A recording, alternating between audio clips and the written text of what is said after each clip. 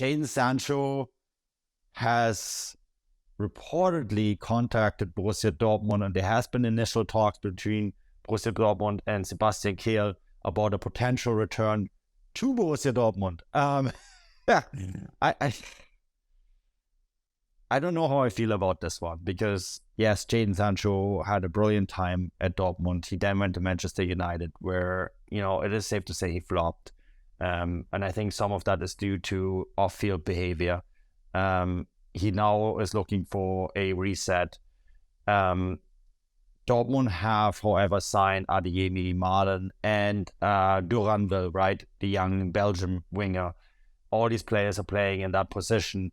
When you look at their current season, then I think the number one thing that they would need is an attacking player, but probably more of a center forward rather than another winger. I kind of struggling to see how Jadon Sancho could fit into the picture here. Yeah, I mean, I think we actually talked about this a few months ago, maybe. We kind of purely speculated, in the sense that, whether Sancho could potentially return to the Bundesliga, and it not only is it quite far-fetched, but I think the actual timing of these reports is now actually even worse than when we first talked about it, because at the time, not only was Sancho out of the team and struggling for form at Man United, but Man United, Dortmund were also struggling to find wingers to kind of do what they're supposed to do. Yes, they'd signed Daniel Malen, yes, they'd signed Karim Adeyemi, but at the time, these two guys just were not kind of clicking. That's changed now, as you said. That Dortmund not only have their kind of go-to wingers, but they've also got a whole raft of kind of wide players who are waiting in the wings, if you pardon the pun, to kind of step in. Obviously Gio Reyna, Bino Gittins, as you mentioned, the young player that they signed in, was it in January or was it in the summer window? I can't remember, from Belgium. January, Durandal. So, I mean, I think I'd go so far as to say that if Dortmund, if there was one position that Dortmund was probably oversubscribed in, it would be wingers. So, I mean, I don't know. The Sancho thing just seems very odd. The timing of it is quite bizarre, to be perfectly honest with you. I do kind of wonder maybe if the player has been given some sort of indication that he's not going to be part of Ten Hag's plans in the summer, and his agent's now sending out feelers, to, in a sense, to kind of drum up some interest. But I'd be very surprised if Dortmund was to work out, just because, as a lot of the reports have said, Dortmund could maybe loan him for a season or two, but they could never buy him. They could never afford to sign him for even half of what Man United would maybe want, and I'd be very surprised if they picked him up on those wages as well. So, intriguingly enough, actually, just before we started recording, I saw the Chelsea lineup for their clash with Arsenal tonight, and Christian Pulisic is also out of that game. He hasn't started for Chelsea, and he's not even in the squad, and he's in a very similar position. So let's wait and see how long it is until those rumours begin to kind of pop up, and he gets... I was just gonna say that, before he starts getting linked with Dortmund again. But I don't know. I think Sancho's still a very good player. I think he still has plenty to offer. I think whoever does sign him from Man United will probably end up picking up, probably a bit of a bargain in the long term if they can kind of, get him on the cheap and then kind of get him back to what he was doing at Dortmund, because it hasn't just disappeared. I've spent a lot of time actually looking at it for my work in terms of, why he hasn't really worked out at Man United. And I think a large part of it is that I think the impression that a lot of people in England had of Sancho at Dortmund was that he was a kind of winger who would pick up the ball in the halfway line, skin 5 or 6 players, and then put the ball in the back of the net or cross the ball. And while he's certainly capable of that, if you actually look at how he scores goals for Dortmund, he's actually more of a kind of inside forward who likes to actually play almost off the striker, and receiving the ball in the box just as much as setting up plays. And I feel like Man United still haven't really figured that one out. So, I mean, maybe, never say never, I guess, in terms of a potential Dortmund return. But this one seems a bit bizarre, doesn't it? Yeah, it does seem bizarre. And when you look at the reports, Sport 1's Patrick Berger reported that there is internally doubts on whether a transfer would make sense because of his wage demands, right? Now, that could also be negotiation tactics, right? It's like, well, we'll take him off your hands, but not for this price. Sky has reported something similar. Talking to people at Dortmund, they like him. They think that, they can probably get him back to the form that he was in. but they feel that he would have to. They feel that he would have to make some huge concessions, right? And also, I mean, their number one priority right now is to sign Bellingham to a new contract, and convince him to stay, and then, you know, get Sebastian Haller back to fitness, and then maybe find a backup for him as well. So there's other priorities within the squad. As for Jadon Sancho, you know, I always thought that the Manchester United transfer always seemed odd to me from the very start, because, you know, his attributes, the way you described them, he would have been a perfect replacement for Lionel Messi at Barcelona, right? Because he plays that position very much the same way. If you give him the freedom and the space, he can be a one-person show. But if you put him in a rigid system, especially at a club like coached by Erik ten Hag, right, into that Dutch force-3 system, that rigidness can be very much stifling for a player like him. And I think that is possibly one of the obstacles he's facing. And he's probably going to face them at a lot of the top English clubs. Pep Guardiola wouldn't be any different, right?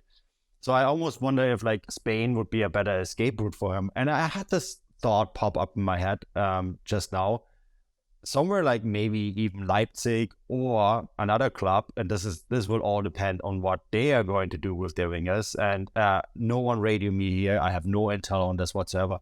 But Bayern Munich, you know, he would be a fantastic partner for someone like Jamal Musiala.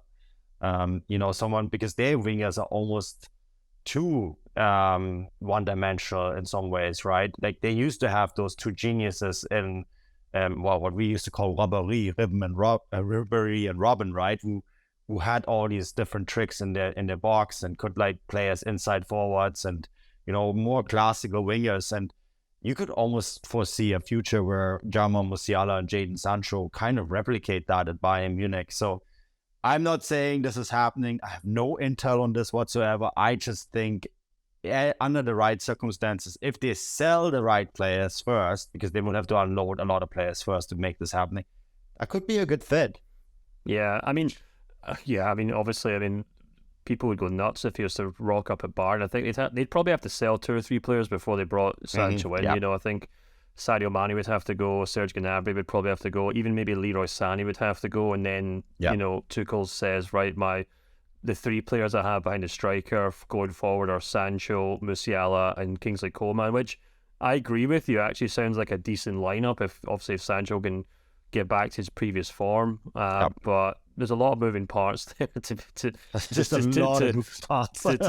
the least. But I do like your Leipzig idea, to be honest with you. You know, recently we talked about the issue with Dani Olmo at the club, and how personally I don't think he's been really pulling his weight this season for one reason or another, and he's been huffing and puffing about maybe moving on or whether to move on or sign a new contract. And, you know, Max Eberl has kind of said, you know, well, we'll make our decision first, and then he can obviously make his.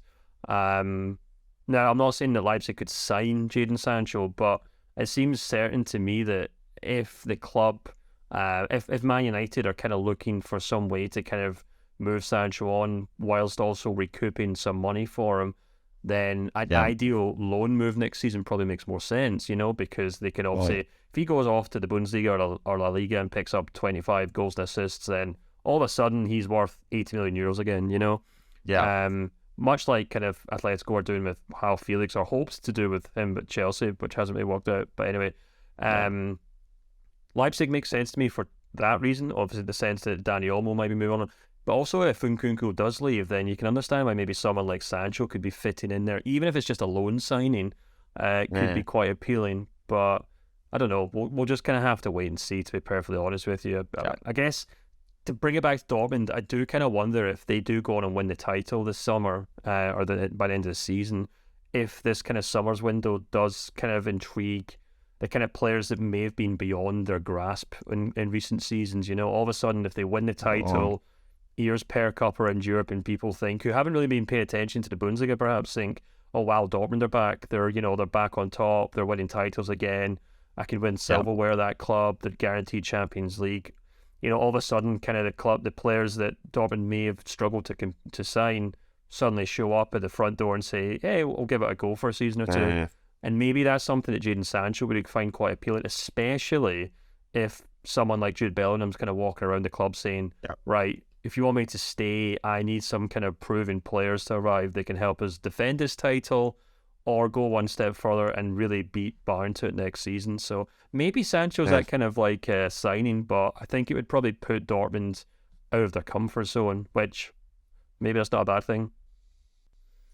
Yeah, maybe. I mean, it has to happen eventually. Bayern Munich made that step 20 years ago, or almost 20 years ago, when they said no to Real Madrid and signed Franck Ribéry to a long-term contract, right? That was sort of the watershed moment for them, where they kind of became from a stepping stone club to a final stop club. And I think we're still a long ways off with Dortmund in this regard, but it has to happen eventually. Eventually, you have to become, if you want to make this next step in your development, you have to be the final stop club rather than a stepping stone club. But we'll see. Jadon, I'm pretty sure this Jadon Sancho story, we're just at the beginning. So this is going to be with us for a while.